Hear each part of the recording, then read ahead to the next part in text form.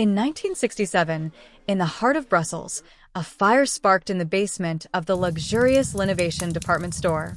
The building's celebrated open atrium acted like a chimney, shooting flames and toxic smoke up through every floor. Flammable decorations and a complete lack of fire doors turned the store into a death trap.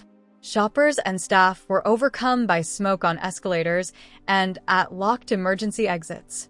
251 people died in a disaster that exposed how beauty and profit were prioritized over the most basic fire safety.